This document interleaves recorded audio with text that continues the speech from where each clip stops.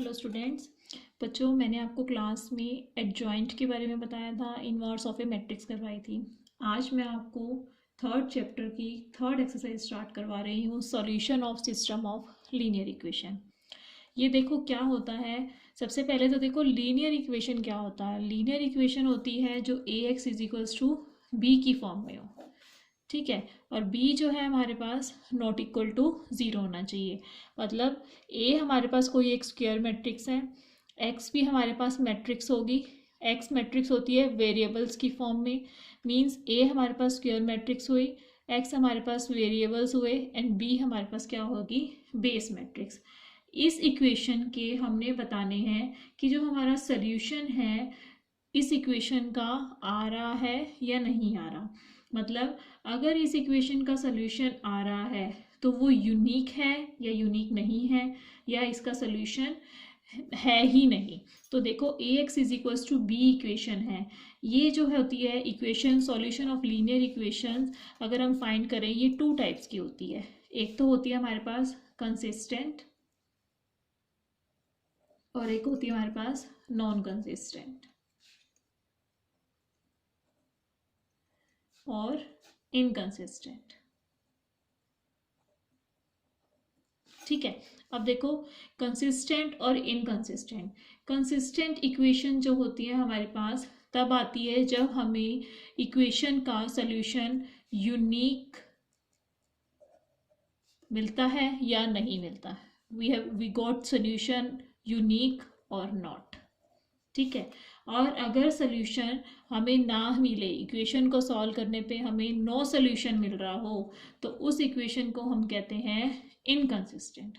देखो इक्वेशन होगी हमारे पास a x is equals to b की फॉर्म में।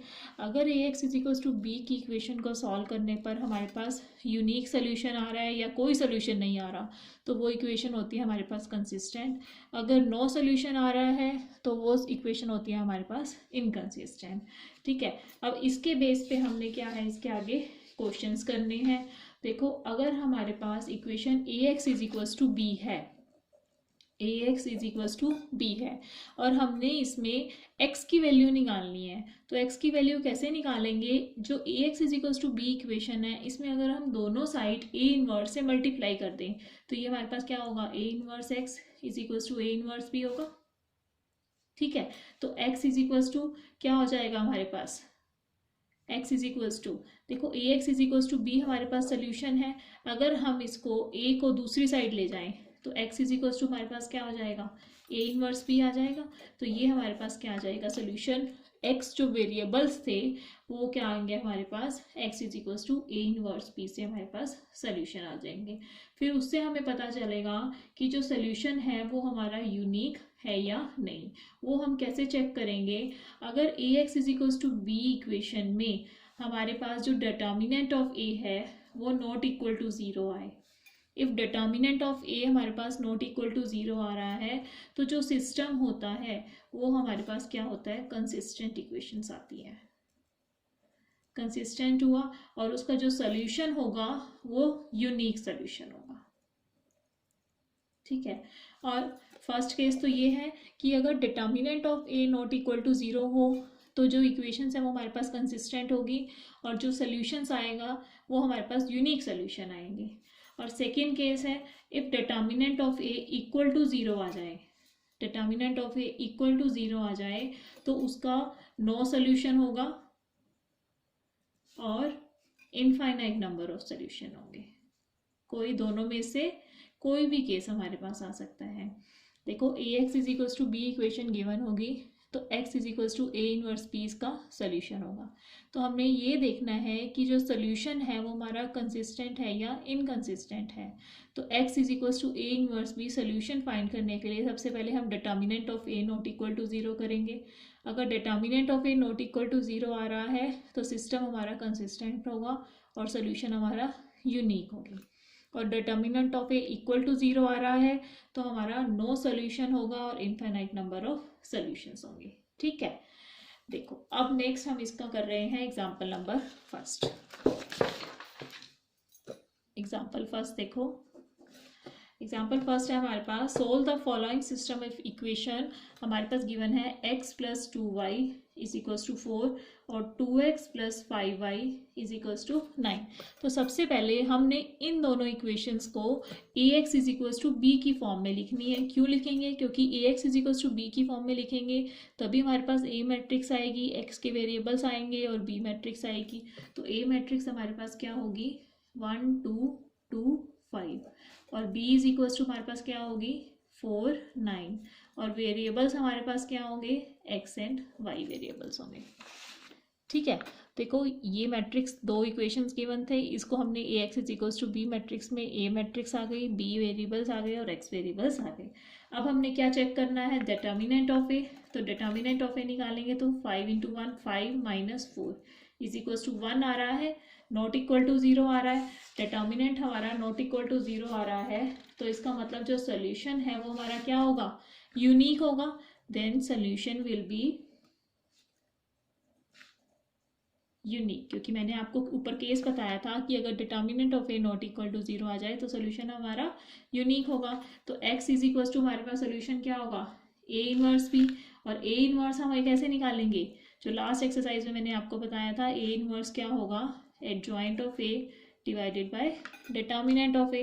अब एडजॉइंट ऑफ ए कैसे निकालेंगे? 2 क्रॉस 2 मैट्रिक्स का वो होगा हमारे पास ए आई जे कोफैक्टर्स निकाल के उसका ट्रांसपोज करेंगे। तो ये हमारे पास क्या आएगा? 1 का क्या आएगा? 5, 2 का आएगा -2, इधर 2 का आएगा -2, 5 का आएगा 1 और इसका ट्रांसपोज, और ये क्या आ जाएगा? 5 -2 -2 1। ठीक है, तो ए इनवर्स हमारे पास क्या आ जाएगा? एडजॉइंट ऑफ ए ये आ गया 5 -2 -2 1। इसको हमने किससे डिवाइड करना है? डिटर्मिनेंट ऑफ ए से। तो डिटर्मिनेंट ऑफ ए ऊपर हमने क्या निकाला था? 1 निकाला था, तो यहाँ 1 से डिवाइड हो जाएगा। सोल्यूशन क्या होगा? x is equals to A inverse b। तो ए इनवर्स हमारे पास क्या है? 5 -2 -2 1 और b क्या मैट्रिक्स है हमारे पास? b क्या है? 4 और 9। जो राइट हैंड साइड वाले वेरिएबल्स होते हैं वो हमारे पास b होती है।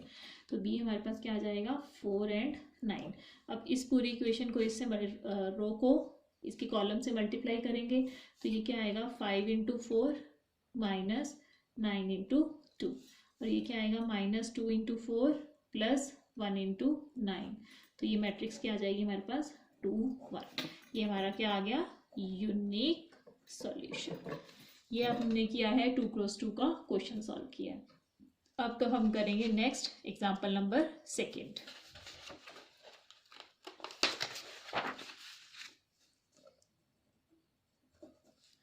एग्जाम्पल नंबर 2 देखो हमारे पास क्या है? हमने ए इनवर्स फाइंड करना है। ए मैट्रिक्स हमारे पास गिवन है 1 2 -3 2 3 2 3 -3 -4। ठीक है, और हमारे पास इन्होंने क्या कहा है? Hence solve the system of linear equation.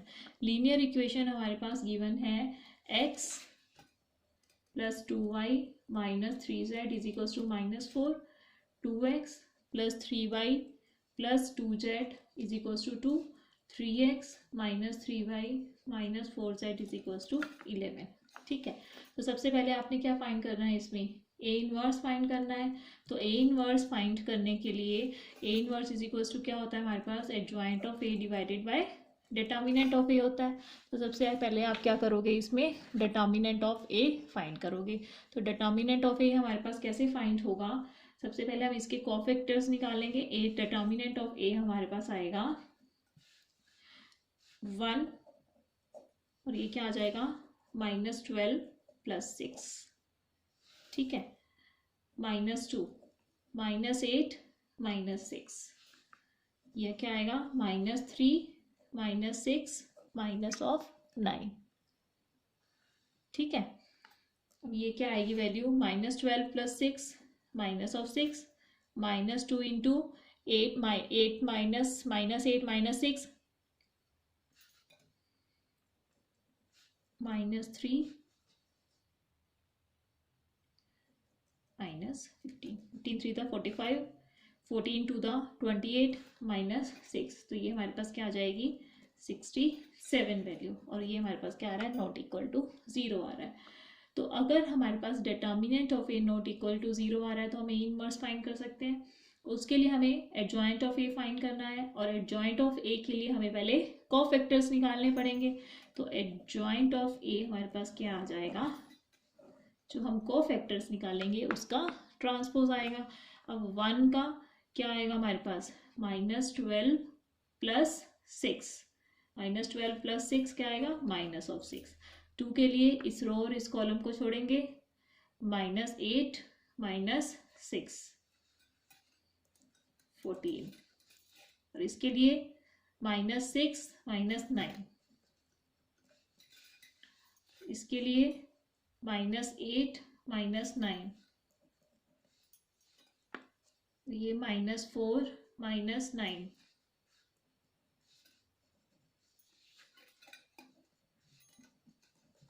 अब इसका क्या करना है, हमने ट्रांसपोज करना है। तो ट्रांसपोज करोगे तो क्या आ जाएगा, -6 14 -15, और ये आएगा 17 5 9 13 -8 -1। ठीक है। तो अब देखो, अब हमने क्या फाइंड करना है इसमें, ए इनवर्स। तो ए इनवर्स हमारे पास क्या हो जाएगा, adjoint of a divided by determinant of a. इसको हम ए से डिवाइड, डिटर्मिनेंट ऑफ ए से डिवाइड करेंगे, तो ये हमारे पास क्या आ जाएगा, 1/67 -6 17 13 14 5 -8 -15 9 -1। ठीक है। फिर हमने क्या फाइंड करना है, यूनिक सोल्यूशन फाइंड करना है इस इन इक्वेशंस का। तो वो हमारे पास क्या होगा, x is equals to A inverse B. A inverse हमारे पास ये निकला है, वो वैल्यू यहाँ लिख देंगे, 1/67 -6 17 13 14 5 -8 -15 9 -1। और बी मैट्रिक्स हमारे पास क्या है, ये बेस होते हैं, ये -4 2 और 11, ये क्या आ जाएगा, -4 2 एंड 11। तो इसको मल्टीप्लाई करोगे 1/67 से, तो -6 into -4 24, 17 two the 34, 13 11 the 143, 14 4 the 56 और माइनस का sign, 5 two the 10, -8 into 11 -88, -15 into 4 60, 9 two the 18, -1 into 11 -11। तो ये वैल्यू क्या आ जाएगी हमारे पास, 24 प्लस 34 58, 58 प्लस 143 201, -56 प्लस 10 -46, -46 -88 -134, 60 प्लस 18 78, 78 -11 67। 67 से देखो ये तीनों डिवाइड हो रहे हैं, तो ये वैल्यू हमारे पास क्या आ जाएगी, 3 -2 एंड 1। ये हमारा सोल्यूशन आ गया। तो it means we have got the unique solution. और यूनिक सोल्यूशन क्या आएगा, देखो इधर x की जगह हम क्या लिखेंगे, x y z। ठीक है। तो यहाँ पे हमारे पास लेफ्ट हैंड साइड में क्या चल रहा है, x y z। तो इसको अगर कंपेयर करेंगे तो x is equals to 3, y is equals to -2, z is equals to 1। ये क्या आ गया हमारे पास, यूनिक सोल्यूशन फाइंड हो गया। अब इसका जो एग्जांपल नंबर 3 है वो भी सेम है हमारे पास, ax is equals to b की फॉर्म में इक्वेशन है, तो उसका solution x is equals to a inverse भी आ जाएगा। और नेक्स्ट हमारा है एग्जांपल नंबर 4, ए और बी मैट्रिक्स आपके पास गिवन है, find the product of A B and use this result to solve the following system of linear equation. ये भी सेम है हमारे पास, ए बी मतलब दोनों का प्रोडक्ट फाइंड करना है, फिर आपने उससे ए इनवर्स की वैल्यू निकालनी है। अब नेक्स्ट हम करते हैं एग्जांपल नंबर 5। एग्जांपल नंबर 5 देखो इसमें क्या है, एग्जांपल नंबर 5 में आपके पास स्टेटमेंट गिवन है। पहले आपने स्टेटमेंट से आपने इक्वेशंस बनानी है, देन आपने उसको सॉल्व करना है।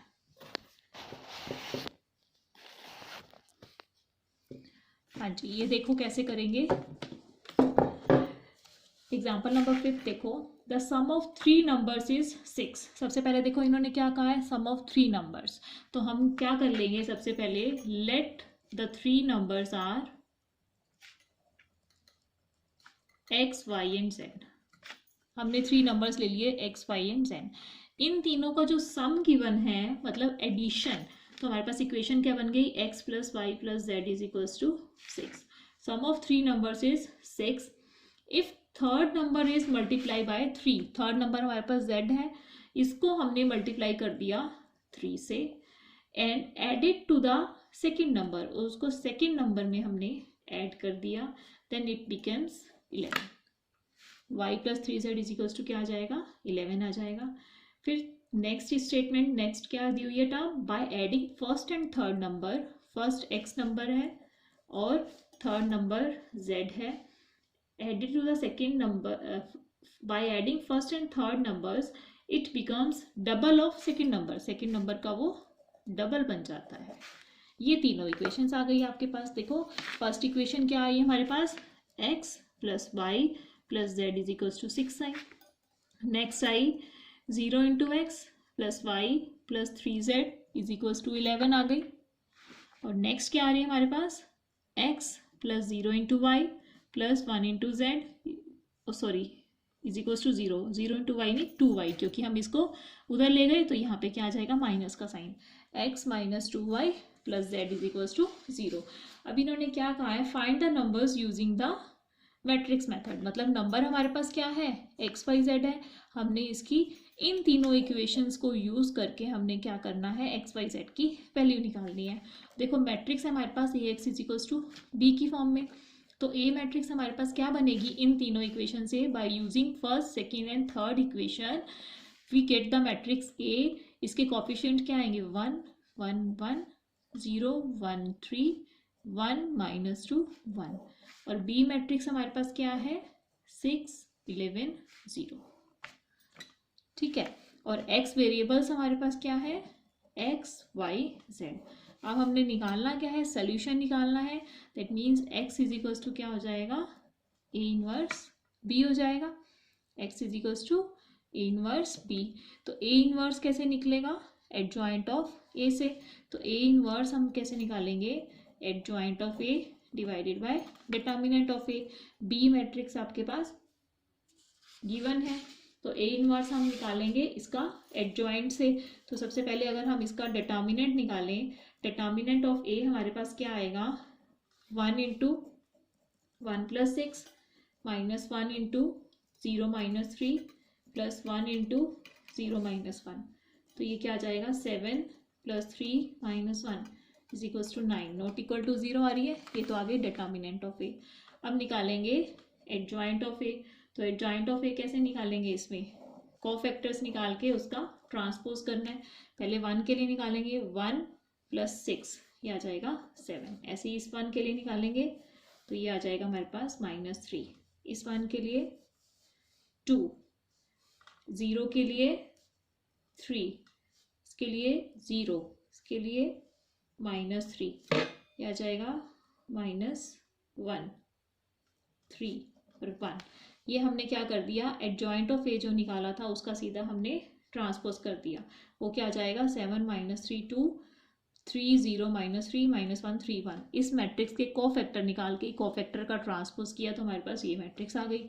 अब हम निकालेंगे ए इनवर्स। ए इनवर्स क्या करेंगे, डिटर्मिनेंट ऑफ ए हमारे पास 9 आया था, इस पूरी इक्वेशन से इसको डिवाइड कर देंगे तो ये हमारे पास आ जाएगा 1/9 7 - 3 2 3 0 -3 -1 3 1। ठीक है, तो अब निकालना क्या है हमने solution, x is equals to A inverse b। A inverse ई मैट्रिक्स आई है 1/9 7 -3 2 3 0 -3 -1 3 1। और इसको किससे मल्टीप्लाई करना है हमने, b से। b हमारे पास क्या है, 6 11 और 0, 6 11 एंड 0।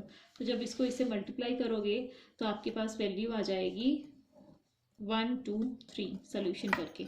और लेफ्ट हैंड साइड में आपके पास चल रहा है एक्स वाई जेड वेरिएबल, तो x इज इक्वल्स टू 1 आ गया, y इज इक्वल्स टू 2 आ गया and z is equals to 3 आ गया। ये हमारा सोल्यूशन आ गया।